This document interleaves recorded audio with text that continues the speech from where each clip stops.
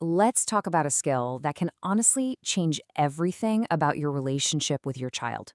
It's called parent attunement, and it's all about building these incredibly deep, resilient connections.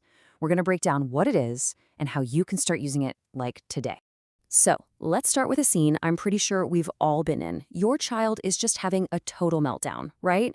And it feels like you're not just speaking different languages, you're on completely different planets. It's that feeling of just total disconnect.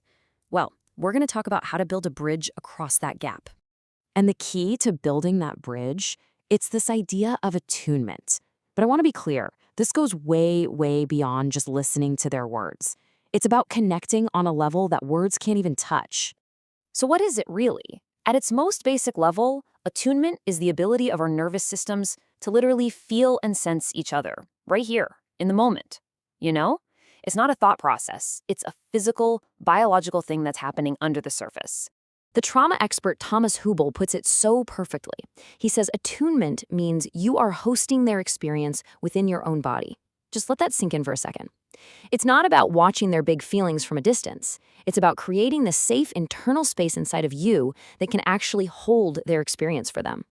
But how does that even work? I mean, what's actually happening there?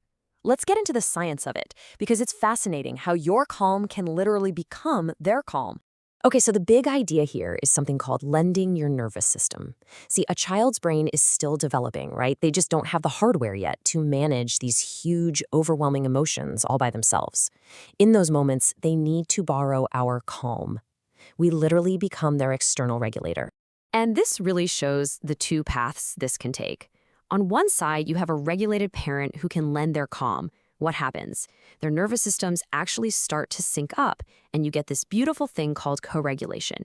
But on the other side, when a parent is triggered, their own stressed-out nervous system just clashes with the child's, and the result is pretty predictable. Things either blow up and escalate, or everyone just shuts down and disconnects. You know, it really helps to think of our relationships as this constant, nonstop data stream. There's this flow of information always happening between you and your child. Your body language, your tone of voice, your emotional state. You're communicating all the time, whether you need to or not. So what happens when that data stream gets spotty? You know, you're in the room physically, but your mind is a million miles away on your to-do list, or you're just stressed and checked out. Well, your child senses that. They feel that gap. And for a kid, that missing connection can feel like insecurity or even a little bit like danger. And this brings us to something so much deeper and honestly so important. This is about healing your family line. Because our ability to stay present and attuned with our kids, well, it often has really deep roots in our own past. The hard truth is, we all carry around this, you could call it unconscious baggage from our own childhoods. You know those moments when your kid does something and your reaction is way bigger than it should be? That sudden flash of anger or that feeling of just freezing up? That's often our own history popping up in the present moment. And just becoming aware of those triggers is the first huge step to breaking that cycle. And this leads to such a powerful shift in thinking. Taking the time to work on your own healing, your own baggage, that's not selfish. It is truly one of the greatest gifts you can ever give your child. Because when you do that work, you clear out all that static from the relational space between you, and you make room for a real, authentic connection to grow. Okay, so we've covered the what and the why. Now let's get practical. Let's dive into the how. I've got 3 concrete practices you can start using right away. Think of it as your own personal attunement toolkit. So the first one is this foundational practice called the 3 sync. It's super quick, just a fast internal scan. Step 1 is physical. Just ask, what am I feeling in my body right now? Is my chest tight or my feet heavy?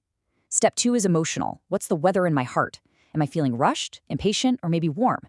And step 3 is mental. What's going on with my thoughts? Are they racing? Are they critical? It's just a little snapshot of where you're at. And the cool thing is, you can do this anywhere. Do a quick 3 sync in the car right before you pick them up from school. Or do it in that split second you feel a tantrum starting. Just by noticing your own state, you create that tiny, crucial pause. And that pause is everything. It's the space you need to respond thoughtfully instead of just reacting on instinct. All right, practice number 2 is called same speed. And the metaphor for this one is perfect. Just imagine 2 cars on a highway. If they want to talk to each other, what do they have to do? They have to be driving at the same speed. If one is flying by at 70 and the other is putting along at 20, a conversation is just not going to happen. So here's how you put that into practice.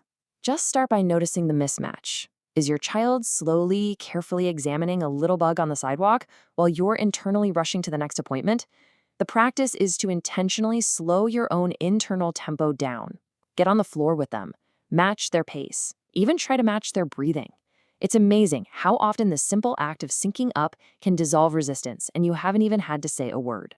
And our final practice brings us right back to where we started. When your child is having a really big emotion, anger, sadness, fear, instead of trying to fix it or make it stop, you practice hosting it. I want you to imagine that your presence, your attention, is like a big, warm, sturdy room. It's strong enough and spacious enough to hold all of their feelings without any judgment. And that brings us to this simple mantra you can use to anchor yourself in those tough moments. You can just say it to yourself or even say it gently to your child. I am here, I am feeling you, and I can hold this with you. That one sentence shifts the whole goal from fixing to connecting. So as you go through your week, I'll just leave you with this question. What might change if that became your go-to response?